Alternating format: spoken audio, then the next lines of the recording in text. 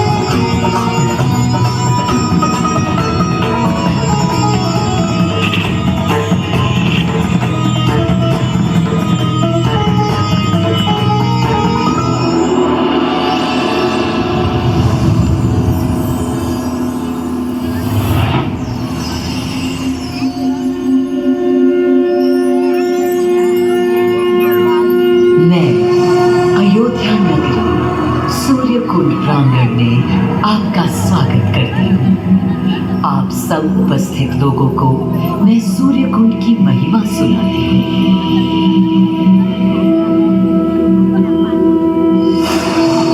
भारत की मिट्टी अनेकों दिव्य आत्माओं की जन्मस्थली है, पर आज मैं आपको कथा सुनाऊंगी भगवान विष्णु के उस अवतार की जिनके अवतरण से मैं पावन हो गई सदा सदा के लिए। माँ कौशल्या की गोद में जन्म लिया मर्यादा पुरुषोत्तम श्री राम ने अधर्म के नाश के लिए, धर्म की विजय के लिए।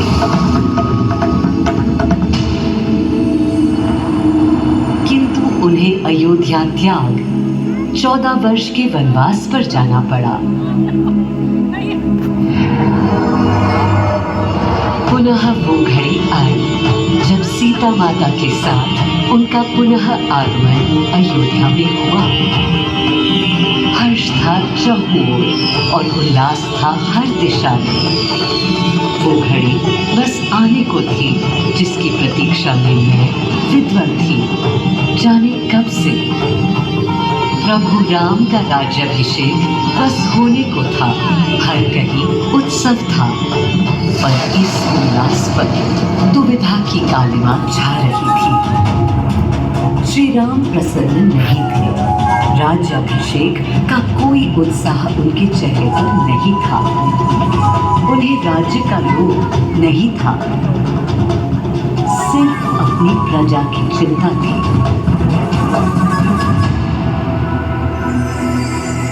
सबके मन में एक ही प्रश्न था, कौन हल कर सकेगा श्री राम की इस दुविधा को, मिटा सकेगा इस अंधकार को? किसके तेज से छट जाएगी ये क्रांति? अरे वही जिसके वंशज हैं श्री राम, जो स्वयं सशरीर धरती पर पधारेंगे श्री राम को राम राज्य समझाने।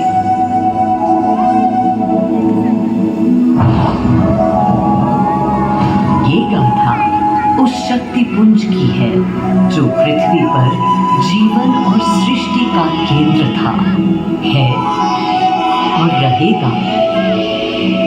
वो अखंड शक्ति स्रोत जो दिशा दिखाता है सतत अनवरत, जिसने श्री राम का मार्ग प्रशस्त किया, आदि नारायण सूर्यदेव। अयोध्या वासियों को भी प्रभु श्री राम की इस दुविधा का आभास होने लगा था। देखा क्या? तुमने देखा क्या? कितने सकुचाई से श्री रघुवीर थे। पद की प्रसन्नता या तर्क निरत होने का ललक या उमंग कोई कुछ भी तो दिखी नहीं। मुकुट सामने रख कितने अधीर थे। वे तो थे अधीर नहीं, हाँ थोड़े गंभीर थे। सौम्य मुखमंडल पर निर्बलों की पीड़ा थी, दीनहीन असहाय वंचितों का दर्द था। उनके लिए मुकुट अथवा राज सिंहासन वैभव का लोभ नहीं। अब कैसे सुखी दिखे जब तक सुखी सारे लोग नहीं। तब दिशा निर्देशन के लिए श्री राम ने स्वयं सूर्यदेव का स्मरण किया। श्री राम सूर्यदेव का आह्वान करने लगे। क्लांत मन से उन्होंने अपने पितामह को याद किया। मन असमंजस में था उनका। कर्तव्य की सही दिशा उन्हें सूझ नहीं रही थी। क्या उचित है प्रजा के लिए, उनके लिए, वंश के लिए, धर्म के लिए, शांति के लिए? इसी परामर्श के लिए अंतर्मन से उन्होंने सूर्यदेव को पुकारा।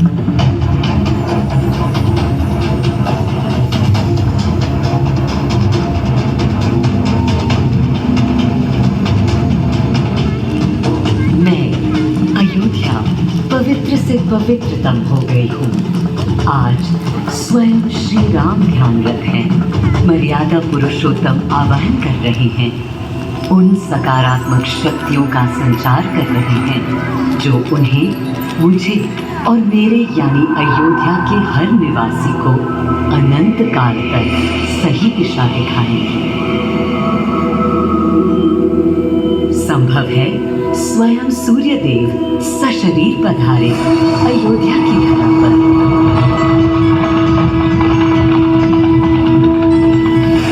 और देखो, श्री सूर्यदेव आने को हैं।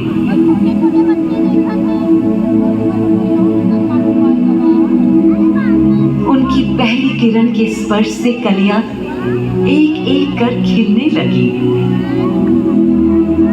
जीवन की कांति हर ओर धीरे धीरे फैलने लगी।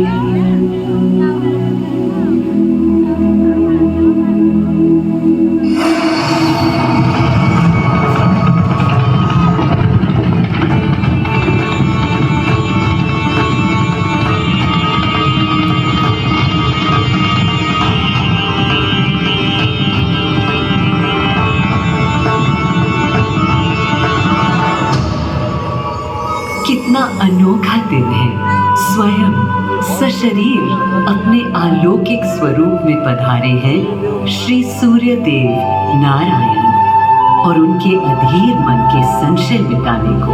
अधीर हैं या गंभीर हैं, मैं जानता हूं क्या उनकी पीड़ है।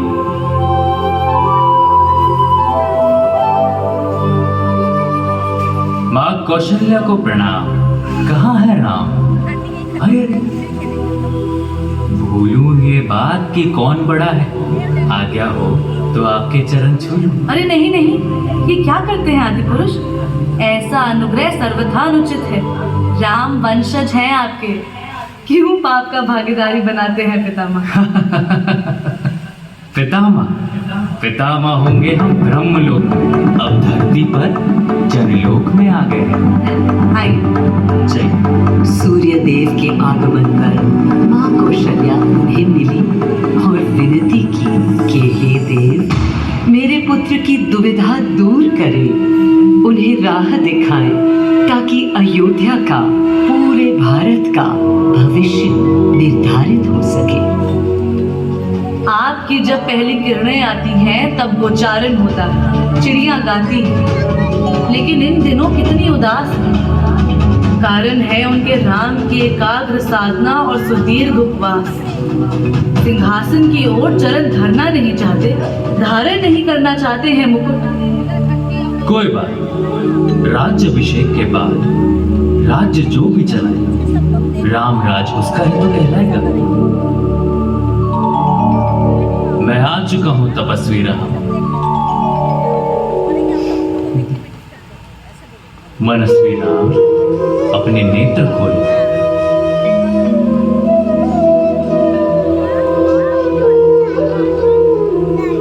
प्रणाम पितामह, प्रणाम। प्रणाम मेरे राम, प्रणाम। पितामह, राम राज्य क्या है? राम स्वयं पूछ रहे हैं कि राम राज्य क्या है। पुनर्ता नया प्रश्न है। अभी तो आप कह रहे थे जो भी मैं चलाएगा। कह रहा था कि राम राज्य में राम के लिए भी विधान होंगे। आदिदेव, कुछ अनुमान तो मुझे है, लेकिन अब आप बताइए क्या विधान है।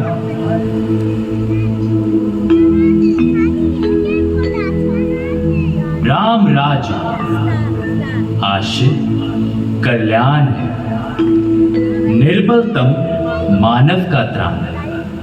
भय हो ना भीति, मुख्य राम राजनीति जन जन की प्रीति हो। लोक संरक्षण हो, सत का आभास हो, परमानंद प्राप्ति हेतु मंगल उद्भास हो। प्रेम परम तत्व हो, सब में समत्व हो। दैहिक दैविक या भौतिक संतापों की औषधि अचूक राम बाण है। राम राज्य आश्रय कल्याण है, निर्बलतम मानव का त्राण है। प्रमोदित अपंतव, आस्था का घनत्व, वैभव विशाल, मेघ करे वर्षा और सदा ही सुखाए।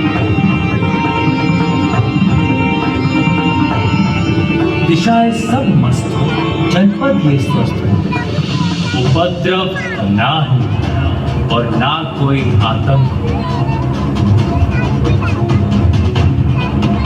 कोई नहीं रंग हो, सुख ही सुख दिशा।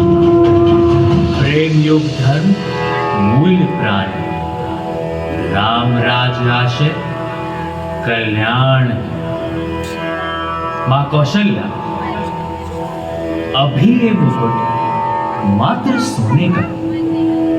मैं इस मुकुट को राम के साथ सदा उपस्थित होने का बना देता हूं।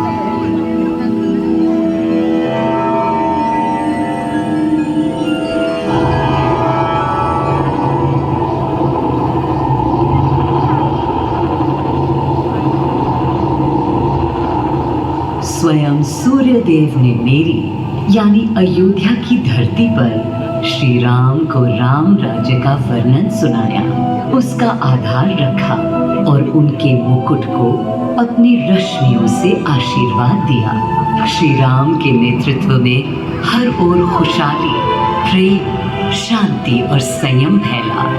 हर ओर रोशनी, प्रकाश और जीवन का संगीत गूंजने लगा। राम राज्य का पथ दर्शाकर चल दिए सूर्यदेव पुनः अपने लोग, ताकि अनंत काल तक अयोध्या ही नहीं पूरा विश्व उस शक्ति का संचार अनुभव कर सके। हर दिशा खिल उठी श्री राम के राम राज्य से। सूर्यदेव के स्पर्श से पावन हुई मेरी धरती, पर जहाँ उनका रथ रुका था वहाँ स्वयं यह कुंड बन गया। समय बदला, मेरा और इस कुंड का स्वरूप भी बदलता गया। स्कंद पुराण के अनुसार यह स्थल घोषार्क तीर्थ के नाम से भी जाना जाता है। जब प्रतापी राजा घोष यहाँ आए और उन्होंने ऋषियों को यहाँ स्नान करते देखा तो स्वयं भी किया, जिसके बाद उनका शरीर दिव्य, निरोगी और अलौकिक हो गया। और इसी कुंड के जल से उनकी काया भी कांतिमय हो गई। यहाँ की गई उनकी घोर तपस्या का तेज आज भी अनुभव किया जा सकता है। दिन बीते, साल बीते और फिर अनेकों सदियों के बाद राजा दर्शन सिंह यहाँ आए। यही तपस्या करने के बाद उन्होंने यहाँ सूर्य मंदिर, कुंड और चारों ओर घाट का निर्माण कराया, जिससे यहाँ की प्रजा भी इस अलौकिक कुंड का लाभ उठा सके। सूर्य देव के महात्म्य से हो गई और इसका प्रमाण इस सूर्य कुंड और समीप स्थित गरिमा में सूर्य मंदिर से स्थापित हो जाता है।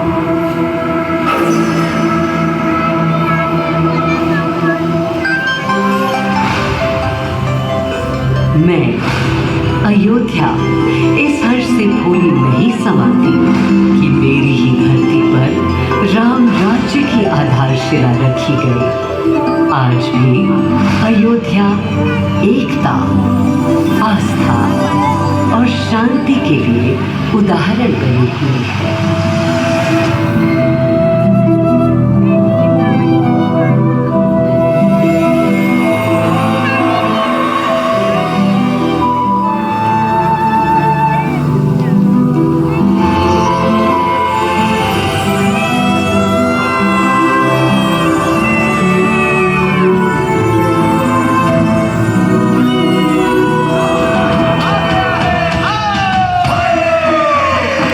मिलकर